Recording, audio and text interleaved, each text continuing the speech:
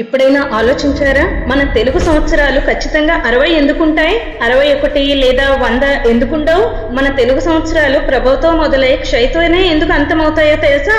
దీని వెనుక నారద మహాముని జీవితంలో జరిగిన ఒక పెద్ద రహస్యం ఉంది. ఒకసారి నారదుడికి తన భక్తి మీద చాలా గర్వం పెరిగింది. అది గమనించిన శ్రీ మహావిష్ణువు తన మాయతో నారదుడిని ఒక సరోవరంలో స్నానం చేసేలా చేస్తాడు. నీటిలో మునిగి లేవగానే నారదుడు ఒక అందమైన స్త్రీగా మారిపోతాడు. ఆ స్త్రీ రూపంలో ఉన్న నారదుడు ఒక రాజును వివాహం చేసుకుని ఏకంగా 60 మంది కుమారులకు జన్మనిస్తాడు. మొదటివాడి పేరు ప్రభవ, ఆఖరి వాడి పేరు క్షయ. కానీ ఒక ఘోర యుద్ధంలో ఆ 60 మంది కుమారులు మరణిస్తారు. గుండె పగిలే బాధతో ఆ స్త్రీ మళ్ళీ ఆ సరోవరంలో స్నానం చేయగానే నారదుడికి తన నిజ రూపం వస్తుంది. అప్పుడు విష్ణు ప్రత్యక్షమై నీ 60 మంది కుమారులు కాలచక్రంలో 60 సంవత్సరాలుగా శాశ్వతంగా నిలిచిపోతారని వరం ఇస్తాడు. బ్రహ్మదేవుడు సృష్టిని ప్రారంభించినప్పుడు ఆ 60 మందిని కాలచక్రానికి ప్రతినిధులుగా నియమించాడు. ఈ 60 సంవత్సరాల వలయం పూర్తవగానే మళ్ళీ మొదటి నుండి కాలం మొదలవుతుంది. దీనినే సంవత్సర చక్రం అంటారు. అవే మనం ఇప్పుడు వాడుతున్న 60 తెలుగు సంవత్సరాలు. మరి యుగాలంటే ఏమిటి?